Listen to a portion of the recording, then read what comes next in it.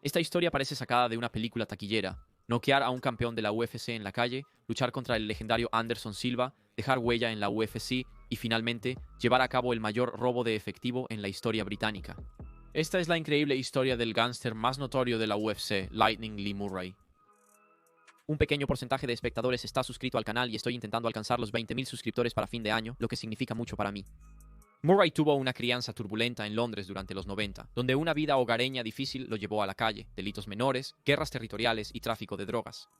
Lee se ganaría una reputación violenta, conocido por golpear a personas al azar en la calle y asegurarse de recibir pagos a toda costa. Estas travesuras de su juventud sentarían las bases del hombre en que se convertiría, imprudente y volátil.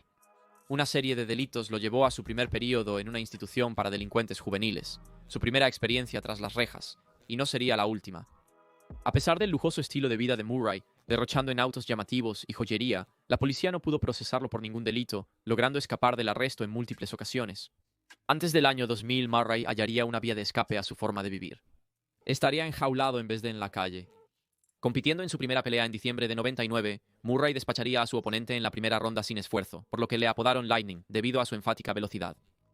Entrenando en el gimnasio Peacock y London Shoot Fighters, que ahora entrenan a Michael Venom Page de Bellator, Murray comenzó a hacer la transición de un jugador de baloncesto callejero a un artista marcial mixto completo. Murray pelearía casi exclusivamente con su mano derecha en la primera de 3 peleas en el 2000. Una pelea con 3 hombres ebrios la noche anterior los dejaría inconscientes y su mano izquierda fracturada en 2 partes. Sin embargo, esto no disuadiría a Lee, quien había pasado por cosas mucho peores antes. Murray sacudió a su rival temprano, mostrando su pedigrí de lucha y finalizando el combate con una llave de brazo en el primer asalto. Murray continuó peleando y comenzó a entrenar con el ex campeón de peso welter de UFC, Pat Miletich, en Estados Unidos. Continuó su éxito en promociones regionales, logrando un récord de 6-1 para finales de 2002. Después del UFC 38, el primer evento de la compañía en el Reino Unido, Murray se grabaría en el folclore de artes marciales mixtas. Tras una discoteca y con alcohol, una discusión con el entonces campeón de peso semipesado, Tito Ortiz, se convertiría en una gran pelea. Miletich, el miembro del Salón de la Fama Matt Hughes y Bruce Buffer confirmaron que Murray lo noquearía con la combinación perfecta. Considera que Ortiz recién había defendido su cinturón por 4ª ocasión y Murray era casi desconocido en el ámbito deportivo. Tito negaría los hechos, pero los testigos harían de esto una leyenda. Si Murray no era conocido antes, ahora ciertamente lo era. A pesar de su nueva notoriedad, necesitaría más victorias para finalmente alcanzar el éxito. Su oportunidad en la UFC llegaría en enero de 2004 contra Jorge Rivera. De la manera más apropiada, saldría con un mono de prisión y una máscara similar a la de Hannibal Lecter. Murray también pelearía con un instinto asesino, sometiendo a Rivera con un armbar triangular en el primer asalto. Con Tito Ortiz presente, era evidente que la compañía planeaba el combate a futuro. Tito Ortiz. Tito Ortiz. Tito Ortiz.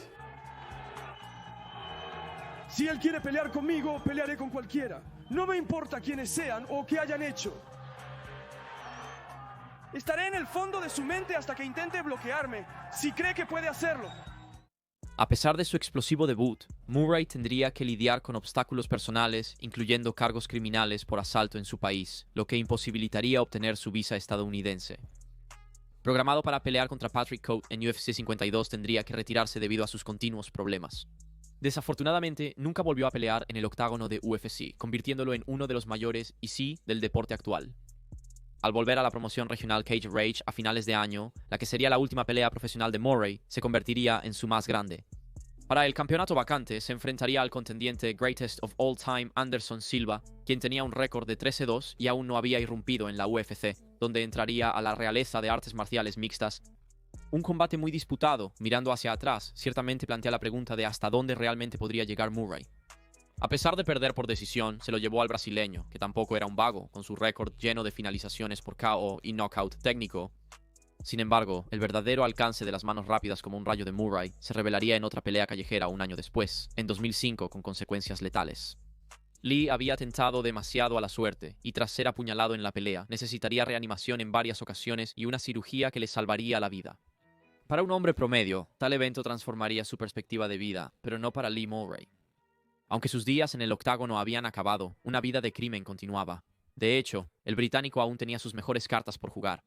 Menos de 5 meses después de la lesión casi fatal, Murray reunió a un equipo de 6 hombres, pero esta vez no para una pelea callejera o guerra de territorios, sino para realizar uno de los robos más audaces de la historia. Un discreto depósito en Tunbridge, Inglaterra, albergaba montones de billetes, suficientes para perdurar por generaciones. 2 miembros del equipo, fingiendo ser policías, planearían secuestrar al gerente del depósito para acceder a las instalaciones. Un cómplice interno obtendría información sobre las instalaciones en la preparación. Una vez dentro, Murray Co. tomaría como rehenes a los 14 trabajadores a punta de pistola antes de transferir el dinero a un camión. Para informarte sobre la magnitud de esta operación, la tripulación dejaría el vehículo lleno, sumando 53 millones de libras, equivalente a más de 100 millones de dólares actuales. Y eso ni siquiera es la mitad. La cantidad de efectivo del depósito sobrepasó enormemente las capacidades de la tripulación, forzándolos a abandonar un total de 154 millones de libras. Y eso es antes de los ajustes por inflación. Cuando la tripulación obtuvo su fortuna, no se activó ninguna alarma ni se disparó ninguna bala. En solo 75 minutos, el botín se convirtió en el mayor robo de efectivo en la historia británica hasta ese momento. Se estima que aún faltan por recuperar 32 millones del total. No obstante, el caos posterior resultó en el arresto de gran parte de la tripulación en los siguientes días. Grandes cantidades de efectivo, vehículos robados y otras evidencias físicas conducirían a la policía a sus objetivos. Murray, junto con su compañero de tripulación y amigo de la infancia, Paul Allen, escaparían apresuradamente a Marruecos, gastando lujosamente y viviendo la buena vida, incluyendo un mural encargado para celebrar su única victoria en la UFC. Con la ayuda de la policía marroquí, las fuerzas del Reino Unido lograron arrestar a él y sus 4 cómplices, acordonando un área de un centro comercial para capturar a los criminales.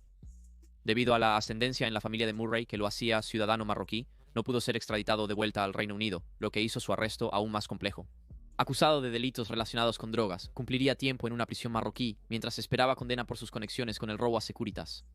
De una jaula a otra, las locuras de Murray no terminaron ahí. Años después, en 2009, tramaría otro plan salvaje.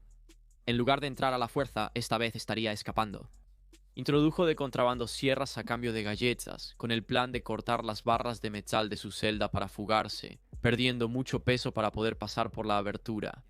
Mientras Murray era castigado por delitos de contrabando de drogas en la prisión, otro prisionero encontró las pruebas, frustrando así sus planes de escape. Un año después, en 2010, finalmente se condenaría a Murray por sus crímenes. Una condena inicial de 10 años en una prisión marroquí se transformó en una de 25 que sigue cumpliendo actualmente. La historia de Murray es salvaje y, en mi opinión, lejos de terminar. Sus travesuras están en los libros de historia, pero quizás haya espacio para un capítulo más. En las escasas entrevistas desde su encarcelamiento, Lee sugiere volver al deporte donde dejó su marca, pero como entrenador, no como luchador.